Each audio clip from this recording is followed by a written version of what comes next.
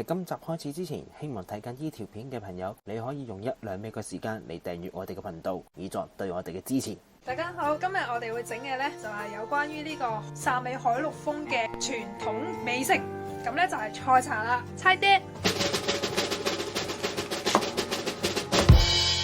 咁呢個菜茶呢係宋朝宋大鼎文天祥嚟到海陸豐嗰陣時開始就有菜茶。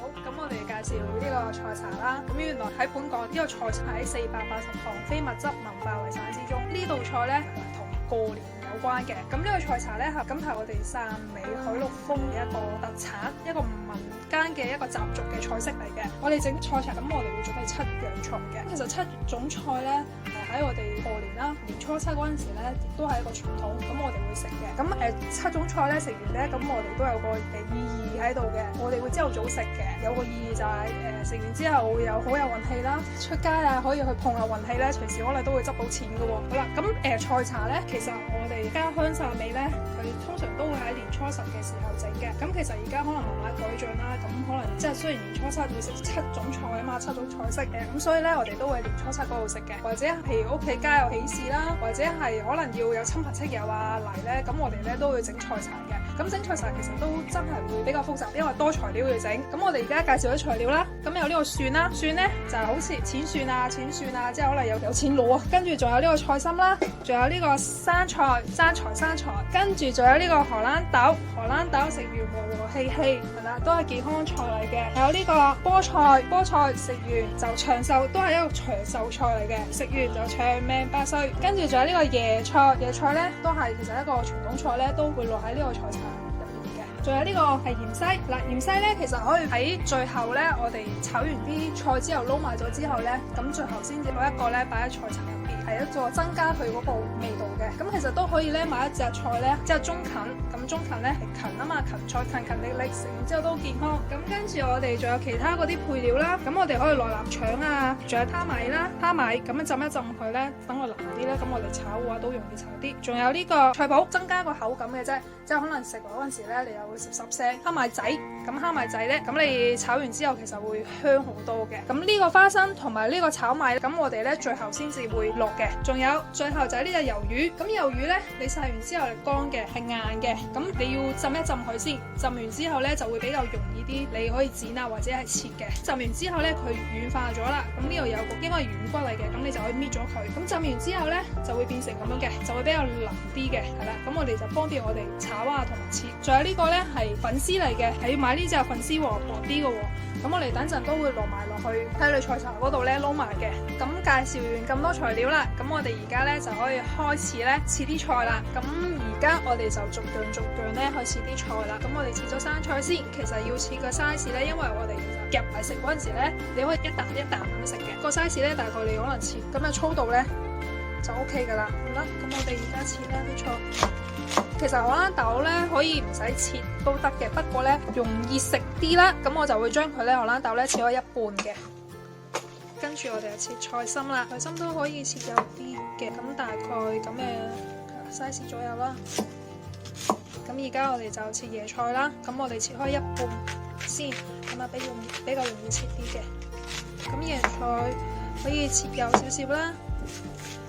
跟住就菠菜啦，咁菠菜咧切到你咁嘅 size 就 OK 噶啦。咁我哋而家嚟切呢隻蒜啦，係啦，咁幼啲就可以噶啦。咁芫茜就盡量可以切幼啲，咁通常咧就係最後先至可能睇下你撈唔撈嘅，即係類似一個配料啦。即係有啲人咧可能唔中意嗰陣芫茜嘅味嘅。芫茜切完之後，我哋就可以咧倒啲鹽落去，等佢掃一掃咁樣嘅，可能最後先至用。咁我哋而家咧就可以切下啲另外嘅配料啦。咁我哋切臘腸先啦，臘腸咧切開一片片細片，幼地就可以噶啦。咁我哋跟住切呢個菜脯啦，跟住我哋切開魷魚啦。咁我哋可以幼切就可以噶啦。仲有呢個魷魚鬚，其實咧，我平時咧整菜茶咧都係只係負責食同埋幫手洗嘢嘅啫。咁咧我就未試過自己整嘅。咁今次咧係我第一次嘗試去整菜茶。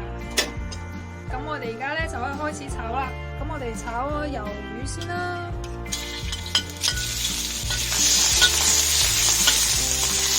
咁我哋都可以落埋呢個臘腸。好，蝦米浸完水之後就會腍啲嘅。好，咁我哋菜脯都可以倒埋落去。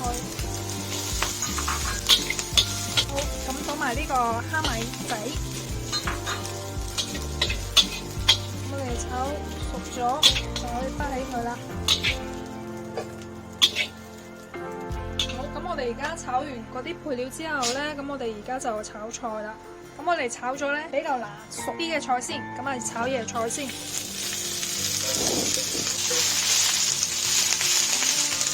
好，炒到咁上下，咁我哋就落荷蘭豆。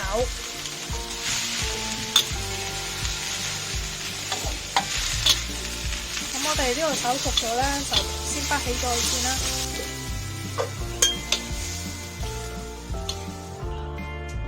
好，跟住我哋就炒菜心啦。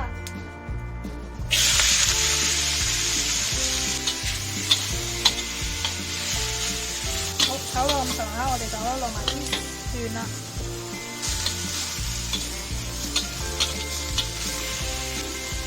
跟住菠菜啦，我哋再落啲鹽落去啦。炒熟咗，我哋返起咗先，其實都比較大兜。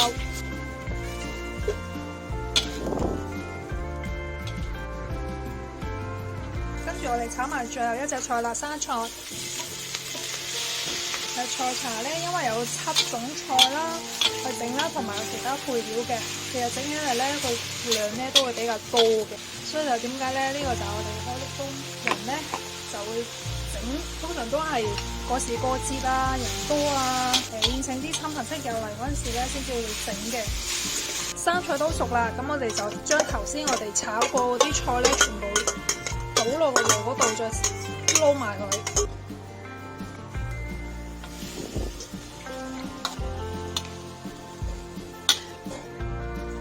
我哋落埋粉絲落去啦，咁粉絲咧用水咧浸到腍之後咧，咁我哋都可以倒翻落去撈噶啦。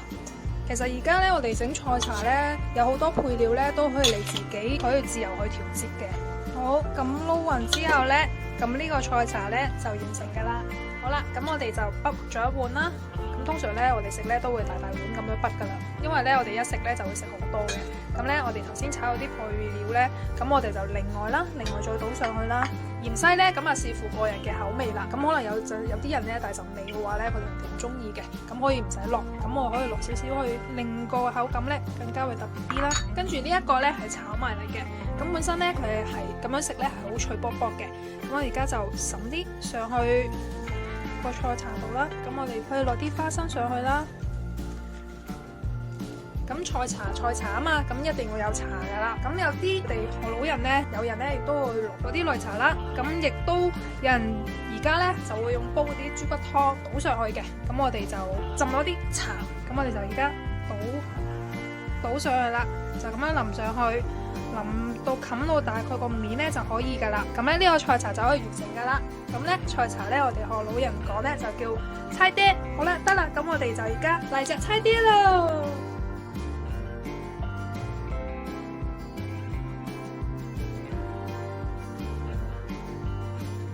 咁如果你食嗰陣時覺得有少少淡麻麻冇乜味嘅話咧，咁你就可以落啲胡椒粉落去，咁啊更加惹味啲噶啦。